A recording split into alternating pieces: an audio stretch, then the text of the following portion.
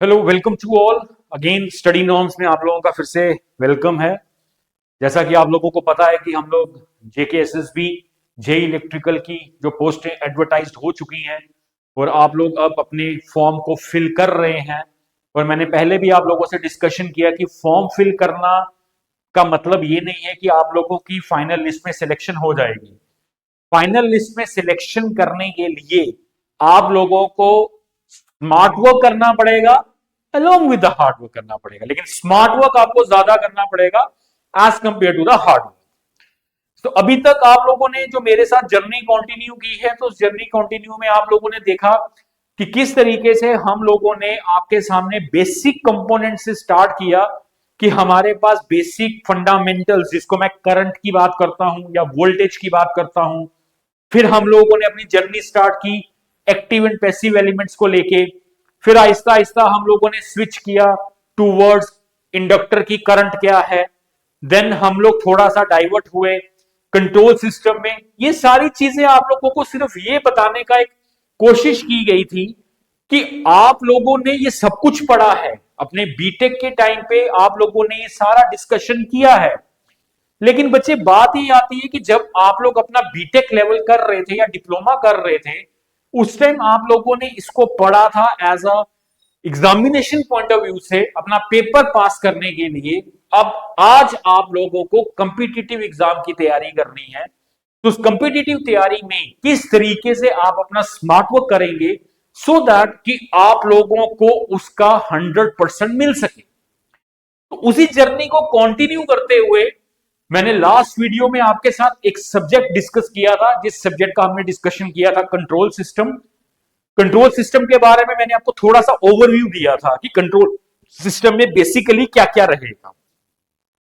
तो आज हम लोग जो टॉपिक मैं उठाने लगा हूं, या जो मैं आप लोगों के सामने सब्जेक्ट उठाने लगा हूं थोड़ा सा आपको बताने के लिए, वो टॉपिक या वो सब्जेक्ट हमारा है जिसको हम लोग नाम देते हैं इलेक्ट्रिकल मशीन्स। और ये एक ऐसा टॉपिक समझ लीजिए, ऐसा यूनिट समझ लीजिए जो बहुत एंड बहुत इंपॉर्टेंट रोल प्ले करेगा आपके पेपर में। और अगर आप लोग सिलेबस को देखते हो, जो कि हालांकि अभी JKSSB ने अपना ऑफिशियल साइट पे उस सिलेबस को नहीं डाला है, लेकिन लास्ट ईयर का जो सिलेबस है समहाउ उसी के साथ वो लिंक करेगा। सिर्फ ज्यादा से ज्यादा क्या होगा, कोई नया सब्जेक्ट इंट्रोड्यूस कर दिया जाएगा या नया यूनिट उसमें इंट्रोड्यूस कर दिया जाएगा और पुराने सब्जेक्ट में से कुछ वेरिएशंस कर दी जाएंगी, लेकिन नियर अबाउट सिलेबस आपका वही रहेगा। और अगर मैं इलेक्ट्रिकल मशीन्स की बात करूं तो इलेक्ट्रिकल मशीन्स तो बच्चा रहेगा ही रहेगा। रीजन क्या है? क्योंकि मैक्सिमम वेटेज जो है वो आपके इलेक्ट्रिकल मशीन से ही आएगी। अगेन, मशीन एक ऐसा यूनिट था, एक ऐसा सब्जेक्ट था जो कि हर एक डिप्लोमा कैंडिडेट ने, हर एक डिग्री कैंडिडेट ने, चाहे वो इलेक्ट्रिकल का है चाहे वो इलेक्ट्रॉनिक्स एंड कम्युनिकेशन का है, उसने पढ़ा है। और ये सब्जेक्ट आप लोगों ने डिग्री में भी और डिप्लोमा में भी एक साल पढ़ा, 2 सेमेस्टर्स में पढ़ा, सेकेंड ईयर और थर्ड ईयर में। तो आपको ये आइडिया रहा होगा कि ये सब्जेक्ट कितना वास्ट है। बहुत ज्यादा वास्ट सब्जेक्ट है ये, क्योंकि इसमें बहुत सी मशीन्स हैं।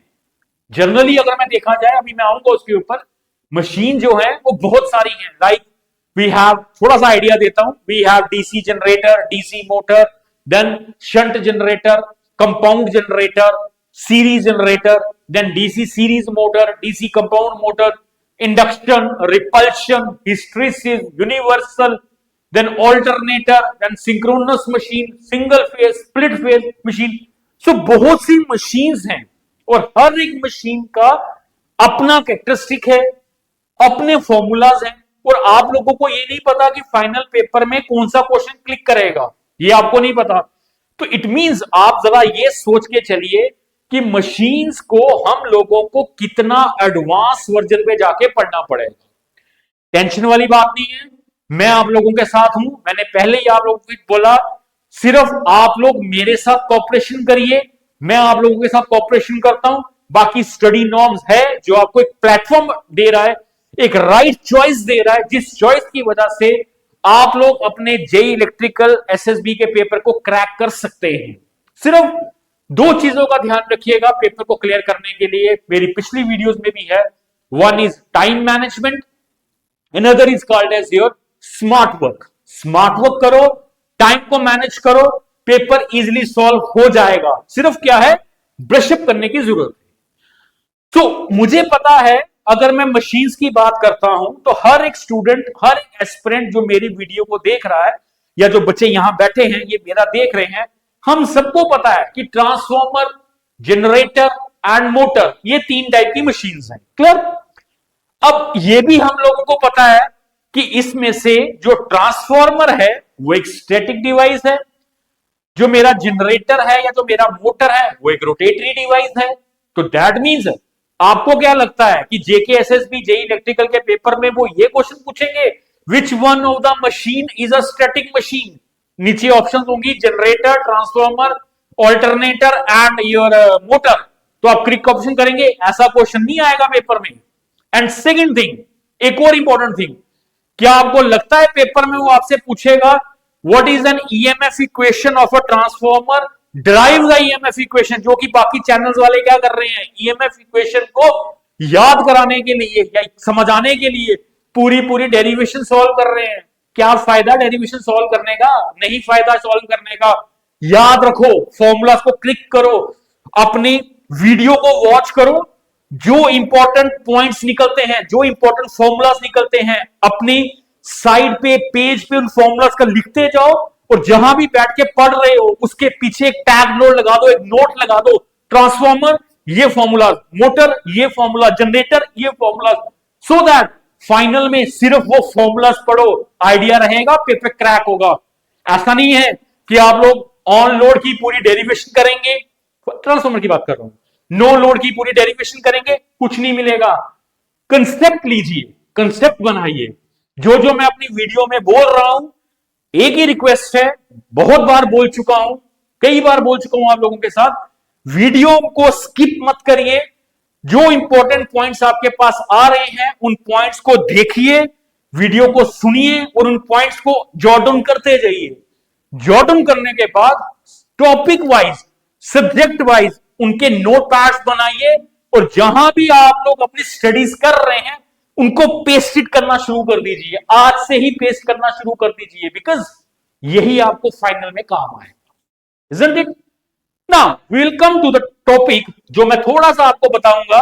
डिटेल्ड हम लोग करेंगे जब मेरे डिटेल डिस्कशन पे जाएंगे, जब डिटेल्ड हम लोग पढ़ेंगे तब वहां पर जाएंगे। पर अगर मैं आज सिर्फ आप लोगों से डिस्कशन करता हूं एक सबसे बेसिक मशीन जिसको मैं बोलता हूं ट्रांसफॉर्मर। अब ट्रांसफॉर्मर क्या है? अगेन वही चीज, पॉइंट्स बनाने हैं, आपको थ्योरी याद नहीं करनी है, तो इन पॉइंट्स की मदद से आप थोड़ा उसको एनालिसिस करना शुरू कर दीजिए। Make it a habit. Paper को क्रैक करना है इस तरीके से करिए। पॉइंट क्या है? लाइक अगर मैं ट्रांसफॉर्मर की बात करता हूं, सबसे पहला पॉइंट ट्रांसफॉर्मर क्या है? Transformer simple, most important point कि जो ट्रांसफॉर्मर है ये वर्क करता है एसी पे, ये डीसी पे वर्क ही नहीं करता। क्यों नहीं करता आइडिया दूंगा, लेकिन पॉइंट मिल गया कि ट्रांसफॉर्मर हमेशा हमारा वर्क करता है एसी पे। क्लियर?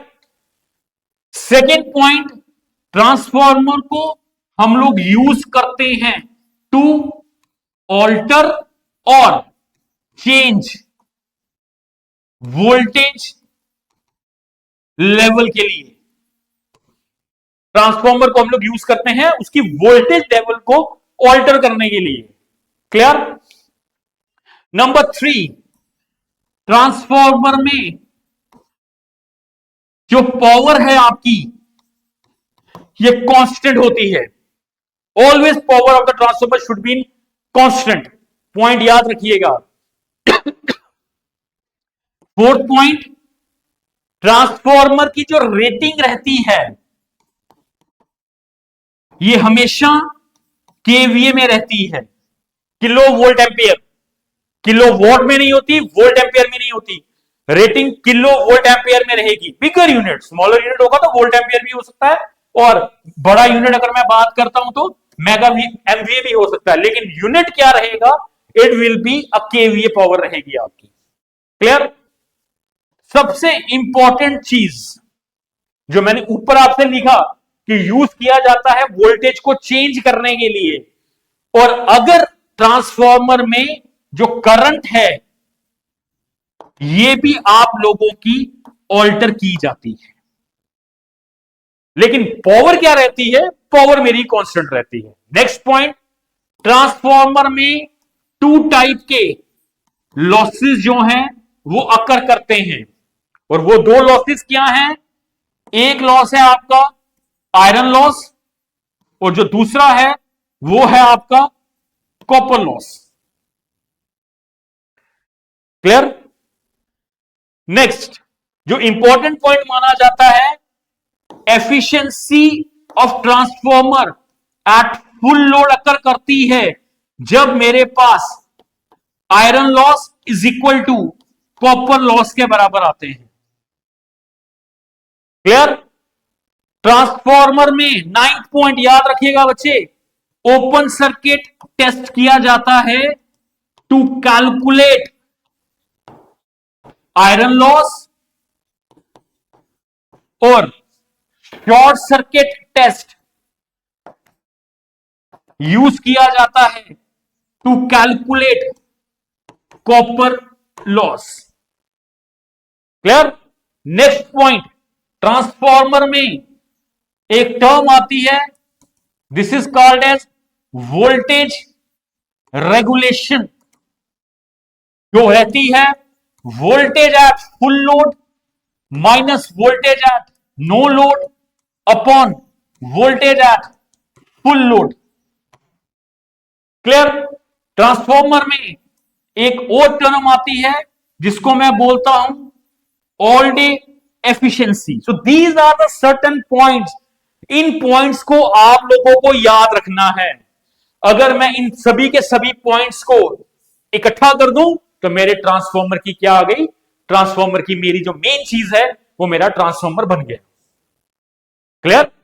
सो पॉइंट ये है, आप लोगों को ये सारा डिस्कशन पे जाना है, ये डिस्कशन आप लोगों को करनी है इस तरीके से। अपना जो मैंने आपसे बात की कि पॉइंट्स बनाइए, पॉइंट्स बना के अपने नोट पैड में बना के रखिए, इसको पेस्टेड कर दीजिए कि ट्रांसफॉर्मर में ये सारी चीजें आप लोगों को डिस्कशन करनी है। क्लियर जी? अब मैं थोड़ा सा इसको आगे लेके चलता हूं आपके सामने। ठीक है? अब हम लोगों को पता है कि जो मैं ट्रांसफॉर्मर की मशीन बनाता हूं, ये जो मेरा ट्रांसफॉर्मर रहता है वो कुछ इस तरीके का मेरा ट्रांसफॉर्मर होता है, जिसमें हम लोग इस चीज को बेसिकली क्या कहते हैं, कोर कहते हैं। क्लियर? अब इस कोर की इस साइड पे आपकी क्या होती है, सबको पता है, प्राइमरी वाइंडिंग, और यहां पर क्या होती है हमारी सेकेंडरी वाइंडिंग, इजंट इट? होता है। अब हमेशा हमारी जो सेकेंडरी वाइंडिंग है इसको हम लोग कनेक्ट करते हैं लोड के साथ, और जो मेरी प्राइमरी वाइंडिंग है इसको हमेशा मैं कनेक्ट करता हूं सप्लाई के साथ। और जो मेरी सप्लाई रहती है, मैंने पहले ही पीछे पॉइंट में लिखा कि ट्रांसफॉर्मर की सप्लाई हमेशा एसी रहेगी। तो वो जो एसी सप्लाई है, चाहे वो बच्चे आपकी सिंगल फेस हो या आपकी 3 फेस सप्लाई, इजंट इट? होता है। ओके जी। अब जब मैंने ट्रांसफॉर्मर को इस साइड पे वोल्टेज V1 प्रोवाइड किया तो इसकी वजह से ट्रांसफॉर्मर में एक करंट फ्लो करेगी जिसको मैं बोलूंगा आपका I1 करंट। ये I1 करंट मेरी इस वाइंडिंग में लिंक करेगी, तो यहां पर मेरा एक फ्लक्स जनरेट होगा जिसको मैं बोलूंगा आपका φm। नाउ सिंस ट्रांसफॉर्मर का जो मटेरियल है ये एक फेरोमैग्नेटिक मटेरियल है, सो फेरोमैग्नेटिक मटेरियल क्या है, अगेन हम आएंगे, ये भी हमारे पास एक सब टॉपिक है सिलेबस में, materials used in electrical engineering. तो फेरोमैग्नेटिक मटेरियल वो मटेरियल होता है जो अपने में से मैग्नेटिक लाइंस ऑफ फोर्सेस को पास करता है, जिसमें मैग्नेटिज्म प्रॉपर्टीज होती हैं। तो ट्रांसफॉर्मर आपका क्या है, एक मैग्नेटिक मटेरियल है। अब अगर ये मैग्नेटिक मटेरियल है तो जितना फ्लक्स आपका प्राइमरी साइड पे लिंक किया, ये सारे का सारा फ्लक्स आपका सेकेंडरी साइड पे लिंक करके पहुंचेगा। तो यहां पर मेरे पास एक वोल्टेज इंड्यूस होगी, that voltage is called as E1 due to Faraday laws of electromagnetic induction. वो फैराडे का लॉ क्या कहता था? E is directly proportional to d phi by d t and E is equal to minus n d phi by d t. जहां पर जो मेरा ये n है, ये क्या है?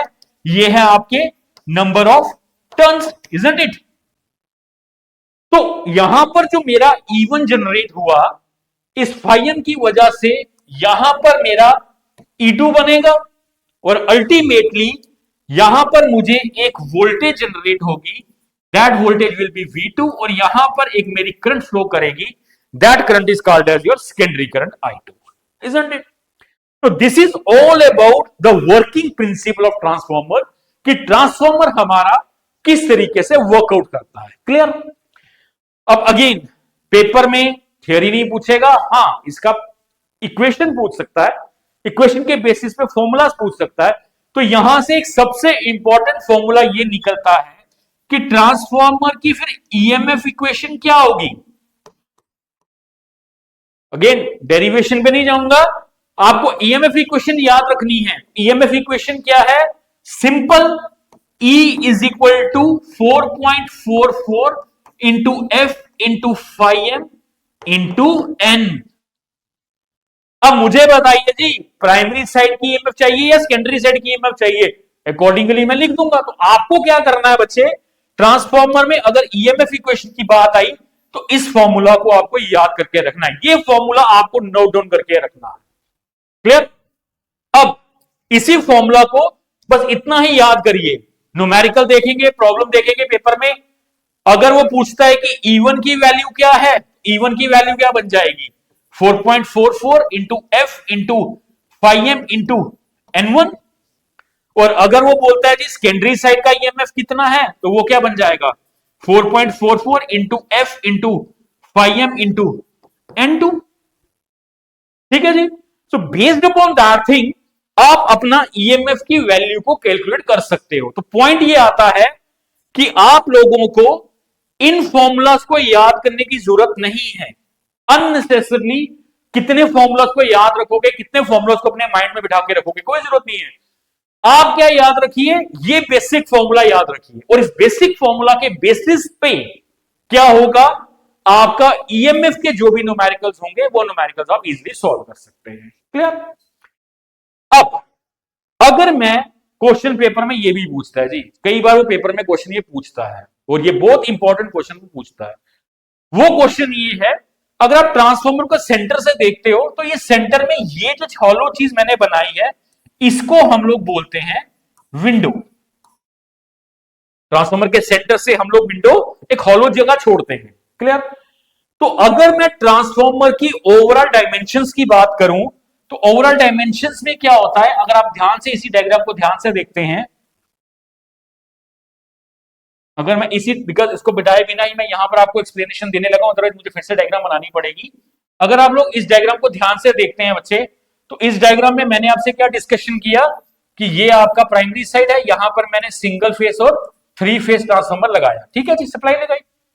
अब ट्रांसफॉर्मर में ये जो डायमेंशनिंग होती है इसको हम लोग बोलते हैं W,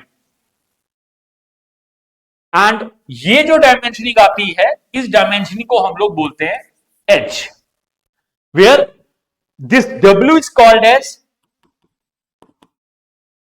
width of transformer and H को हम लोग बोलते हैं, that is called as height of transformer। Clear? ठीक है?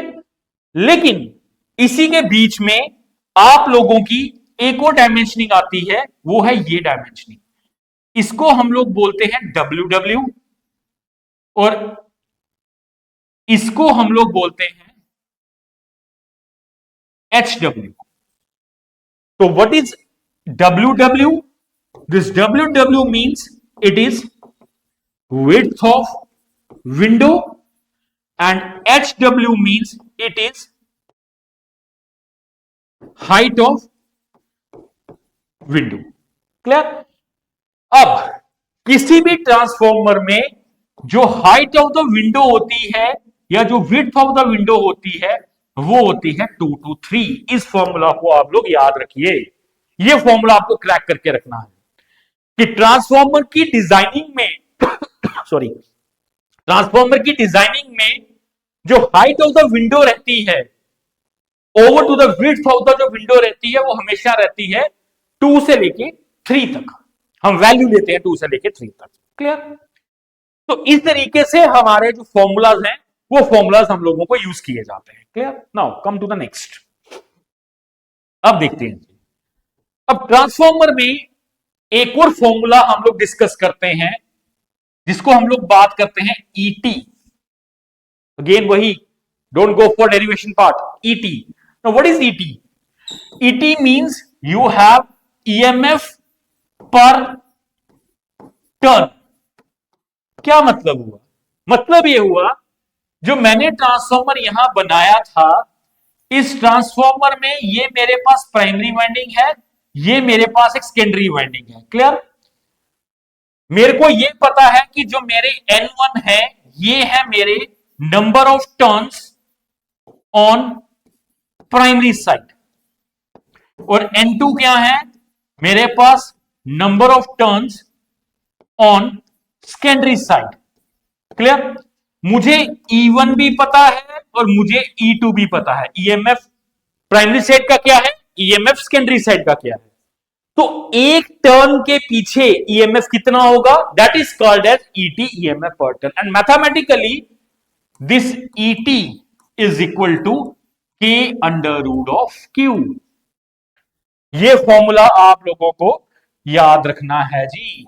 ET is equal to K under root of Q, where ये जो आपका के है it is a constant value and इसकी वैल्यू 0.45 से लेके 1.2 के बीच में लाई करती है। दैट डिपेंड्स, ये अगेन डिपेंड करेगा, ये मैं जब अपने लेक्चर पे आऊंगा ट्रांसफॉर्मर के, वहां आपसे डिस्कशन करूंगा कि अगर मेरे पास single phase core type transformer है तो के की वैल्यू क्या होगी, single phase shell type transformer है तो वैल्यू क्या होगी, 3 फेस पावर ट्रांसफॉर्मर है तो वैल्यू कुछ और होगी, 3 फेस डिस्ट्रीब्यूशन ट्रांसफॉर्मर है तो वैल्यू कुछ होगी, लेकिन नियर अबाउट के की वैल्यू इन्हीं वैल्यूज के बीच में लाई करती है। तो यहां से मैं निकालूंगा आपका ET, that is EMF per turn. Clear?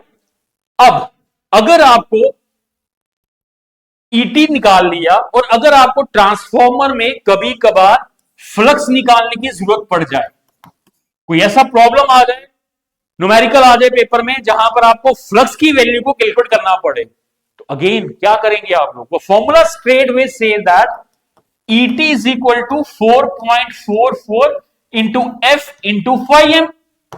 और ये फॉर्मूला कहां से आया? ये फॉर्मूला वही आया जो अभी आपने पीछे यहां से डिस्कशन पे किया था, जो मैंने EMF इक्वेशन आप लोगों के साथ डिस्कशन पे डाली थी, ये फॉर्मूला वहीं से आपके पास आया। तो यहां से इस फॉर्मूला से आप क्या करेंगे, अपना F into phi m, इस फॉर्मूला से आप लोग क्या करेंगे, अपने फाइम की वैल्यू को कैलकुलेट करेंगे। क्लियर? सो पॉइंट इज, फाइम निकालने के लिए आपको ये वाला फॉर्मूला क्या करना है, याद रखना है। ईटी निकालने के लिए आपको ये फॉर्मूला याद रखना है। क्लियर?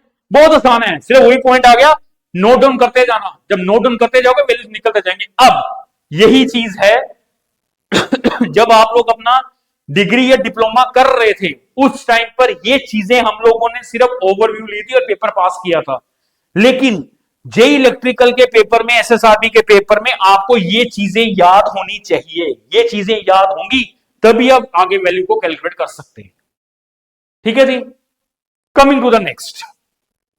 अब हमारे पास जो मैंने अभी ट्रांसफॉर्मर आपके साथ डिस्कस किया, मुझे पता है ये ट्रांसफॉर्मर मैंने एक फेरोमैग्नेटिक मटेरियल का बनाया, तो इसका एक एरिया होगा और वो एरिया क्या होता है, एआई, जिसको मैं बेसिकली नेट आयरन एरिया बोलता हूं। तो नेट आयरन एरिया क्या है, मैंने आयरन की स्टैंपिंग्स ली, लैमिनेशंस ली और सेंटर से विंडो को खाली कर दिया। जो मेरे पास एरिया बचा, this area is basically AI, और मुझे इस एआई की वैल्यू को कैलकुलेट करना है। अब ये एआई की वैल्यू कैसे कैलकुलेट करेंगे, ये हमें याद होना चाहिए। तो हमें ये याद कहां से करना है, वी नो कि फाई क्या होता है, फ्लक्स। इस तरीके से याद रखिए, क्रैम मत करिए। फाई क्या होता है, फ्लक्स। और हम लोगों को पता है कि बीएम क्या होता है, ये होता है फ्लक्स डेंसिटी। अगर मैं यूनिट्स पे आऊं तो फाई क्या है, वेबर, और बीएम क्या है, weber per meter square. That means flux density का मतलब क्या हुआ, it is flux per unit area. It is flux per unit area. That means your BM is equal to, flux क्या है फाई एम, और area क्या है AI. तो स्ट्रेट वे अगर आपको एआई की वैल्यू को कैलकुलेट करना है तो वो क्या होगा जी, फाई एम अपॉन बीएम। तो आपके पास यहां से क्या निकल जाएगा, एरिया निकल जाएगा। द थिंग इज वेबर और weber per meter square cancel हो जाएगा, तो एरिया क्या बचेगा, एरिया जो आएगा मेरा वो आएगा मेरा मीटर स्क्वायर में। Isn't it? So just you get an idea कि किस तरीके की प्रॉब्लम, किस तरीके के न्यूमेरिकल्स हमारे पेपर में होंगे। उन पेपर में हम लोगों को किस तरीके से क्वेश्चंस को क्रैक करना है, so that you can get an idea. Clear? थोड़ा सा और आगे चलते हैं, थोड़ा सा आपको और आइडिया देता हूं कि ट्रांसफॉर्मर में और क्या चीजें हमारे पास हो सकती हैं। ओके, अब हम लोगों ने यह भी पढ़ा था ट्रांसफॉर्मर में कि N1 होता है number of turns on primary side, और N2 होता है number of turns on secondary side. ठीक है जी, पढ़ा है? क्लियर? ओके। सिमिलरली हमने ये चीज भी डिस्कशन पे करी है कि V1 होता है प्राइमरी साइड वोल्टेज और V2 होता है सेकेंडरी साइड वोल्टेज। क्लियर? अब मैं एक चार्ट बनाऊंगा, उस चार्ट को याद रखिएगा। ये फॉर्मूला नहीं याद रहेगा, चार्ट बनाऊंगा, चार्ट को याद रखिएगा और वही अपने जॉट डाउन कर लीजिएगा पॉइंट, वो पॉइंट काम आएगा ट्रांसफॉर्मर के केस में। इसी तरीके से I1 होगा प्राइमरी साइड करंट और I2 होगा secondary side current. Isn't it? ठीक है जी, क्लियर है? ओके। नाउ ट्रांसफॉर्मर में एक इंपॉर्टेंट चीज ये रहती है, जिस जगह के टर्न्स ज्यादा उस जगह की वोल्टेज ज्यादा। क्या मतलब हुआ? मतलब ये हुआ कि अगर आपका N2 ज्यादा है N1 से, तो बट ऑब्वियस है V2 ज्यादा होगा V1 से। And on the another side, अगर मैं दूसरी साइड पे बात करूं कि अगर मेरा N1 ज्यादा है N2 से, तो मेरा V1 भी ज्यादा होगा V2 से। क्लियर? मतलब प्राइमरी साइड की वोल्टेज अगर ज्यादा है, पॉइंट को याद रखिएगा बच्चे, अगर प्राइमरी साइड की वोल्टेज ज्यादा है तो number of turns on the primary side भी ज्यादा होंगे। सेकेंडरी साइड की वोल्टेज ज्यादा है तो सेकेंडरी साइड के टर्न्स भी ज्यादा होंगे। But the most important thing, current उल्टा होगी। कैसे? अगर मेरा V2 ज्यादा है, ये याद रखिएगा, तो N2 भी क्या होगा, ज्यादा होगा, लेकिन I2 क्या होगा, कम होगा। That is most important thing. और अगर V2 मेरा कम है तो बच्चे N2 भी मेरा क्या होगा, कम होगा, और I1 मेरा क्या होगा, फिर ज्यादा होगा। आई बात समझ में? तो इसका मतलब V2 बाय V1 और V1 by V2 is equal to N1 upon N2 is equal to I2 upon I1, and it is called as K, the transformation ratio. सबसे important point, most of the time paper में confusion करने के लिए आपको एक question डालते हैं, ऐसे नहीं डालेंगे कि प्राइमरी, आप बताइए जी स्टेप अप वोल्टेज या स्टेप डाउन ट्रांसफॉर्मर में क्या होगा, ऐसा नहीं डालेंगे। वो एक प्राइमरी साइड की वोल्टेज देंगे, एक सेकेंडरी साइड की वोल्टेज देंगे। क्लियर? और number of turns primary side के दे देंगे, आपको बोलेंगे नंबर ऑफ टर्न्स निकालिए सेकेंडरी साइड के, तो आपको निकालने पड़ेंगे। कैसे निकालेंगे? निकालने का टेक्निक है, आई कैन टेल यू, अगले लेक्चर में आपको बताऊंगा किस तरीके से निकालते हैं हम। स्ट्रेट वे ऐसा भी नहीं है कि सेकेंडरी के टर्न्स निकाल सकते हैं या प्राइमरी के टर्न्स निकाल सकते हैं, नहीं। टर्न्स निकालने के लिए भी we have a certain technique. वो टेक्निक क्या है? पहले हम लो वोल्टेज के टर्न्स निकालते हैं, फिर हम लोग हाई वोल्टेज के टर्न्स निकालते हैं। हम कभी भी फॉर्मूला ये यूज नहीं कर सकते। हाँ, ये कर सकते हैं सिर्फ लो वोल्टेज साइड पे। तो जब मैं वहां आऊंगा तब आपके साथ डिस्कशन पे आऊंगा मैं उसके बाद।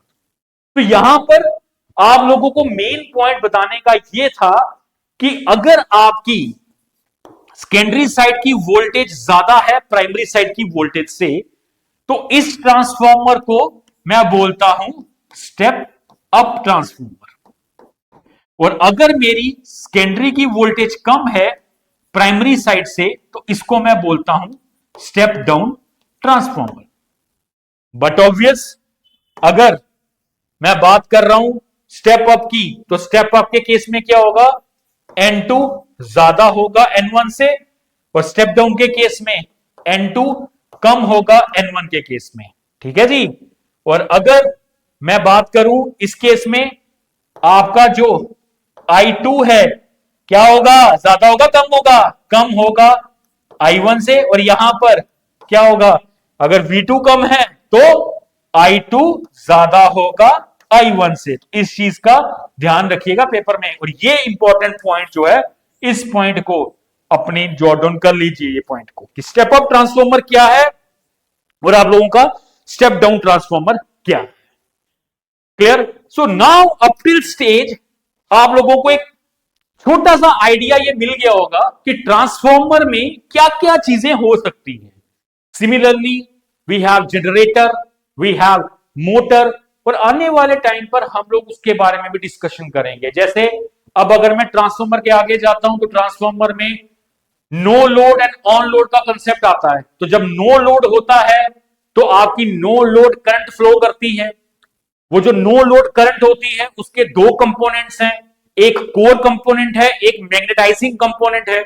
तो मैग्नेटाइजिंग कंपोनेंट का क्या करना है, कोर कंपोनेंट का क्या करना है, वो सारा डिटेल्ड एनालिसिस में मैं आप लोगों के पास आऊंगा। सो ये लेक्चर, ये वीडियो आप लोगों के लिए ये थी कि now you can get an idea कि मशीन में थ्योरी नहीं पूछेगा, डेरिवेशन नहीं पूछेगा, मशीन में वो इस तरीके के ब्लेंड्स पे जाएगा। सो पूरे लेक्चर का अगेन अगर आप ये वीडियो को ध्यान से देखते हो, ये स्क्रीन को ध्यान से देखते हो, you can get an idea कि क्या रहेगा हमारा ट्रांसफॉर्मर के बीच में। So this is all about just an introductory talk on transformer, just an introductory talk. So पिछली वीडियो में मैंने आपके साथ कंट्रोल सिस्टम का बेसिक स्टार्ट किया था, उससे पीछे मैंने बेसिक इलेक्ट्रिकल इंजीनियरिंग का स्टार्ट किया था। तो ये था आपका एक मशीन्स का बेसिक, और मशीन के अंदर भी ट्रांसफॉर्मर का सिर्फ एक बेसिक, जहां पे हम लोगों ने ये देखा कि ट्रांसफॉर्मर में हम लोग किस तरीके से प्रोसीड करेंगे। फर्दर आगे हम आहिस्ता आहिस्ता और आगे ट्रेवल कंटिन्यू करते जाएंगे। तो ये है, आने वाली वीडियो में मैं फिलहाल के लिए पावर सिस्टम को थोड़ा सा टच करूंगा, फिर उसके बाद पावर सिस्टम पे जाएंगे, फिर मैं थोड़ा सा पावर इलेक्ट्रॉनिक्स भी टच करूंगा, बिकॉज ये सारे सब्जेक्ट जो है ये इलेक्ट्रिकल के साथ डील करते हैं। फॉर इलेक्ट्रॉनिक्स उसके लिए हम बाद में आएंगे आपके पास। सो होप सो आप लोगों को ये वीडियो अच्छी लगी होगी। अगेन बच्चे, जाते जाते वही पॉइंट आपके साथ डिस्कशन पे जा रहा हूं, make it an a habit, video को पूरा देखिए, जो पॉइंट्स हैं उन पॉइंट्स को नोट डाउन करते जाइए एक कॉपी के ऊपर, एक शीट के ऊपर, देन वो सारे के सारे पॉइंट टॉपिक वाइज एक नोट शीट पे लिखते जाइए। और जहां भी आप लोग बैठ के अपनी स्टडीज कर रहे हैं, चाहे दिन के 2 घंटे, 3 घंटे, 4 घंटे, डिपेंडिंग अपॉन योर अवेलेबिलिटी, उस शीट को तैयार रखिए और शीट को पढ़ते रहिए एक ऐसी जगह पर जहां पर आप पढ़ रहे हैं, आपका ध्यान वहां पर है, सो दैट फाइनल में आपको ये सारी की सारी चीजें याद रहे। Clear? So this is all about for today's lecture. आप लोगों को होप कि आप लोगों को लेक्चर अच्छा लगा होगा। फिर भी अगर किसी भी स्टूडेंट की कोई भी क्वेरी है related to this only basic concept, अभी हम बेसिक्स पढ़ रहे हैं, बेसिक कंसेप्ट्स में वो कमेंट कर सकता है, उसके क्वेश्चंस की क्वेरी को मैं हैंडल इट करूंगा। बाकी जो लोग भी इस चैनल पे नए आए हैं, आप लोगों से यही है कि स्टडी नॉर्म्स ने ऑनलाइन ऑफलाइन बैचेस स्टार्ट किए हुए हैं, आप लोग ऑनलाइन बैच ले सकते हैं। ऐप पे जाके रजिस्टर कर सकते हैं और ऑफलाइन के लिए नंबर दिया हुआ है, इस नंबर पे जाके आप लोग कॉल करके सेंटर में विजिट कर सकते हैं. सो this is all about for today's lecture. Hope you can get a idea about the transformer, and in next lecture we'll come with the another unit or another subject. So that's all. Thank you and have a nice day. Thank you.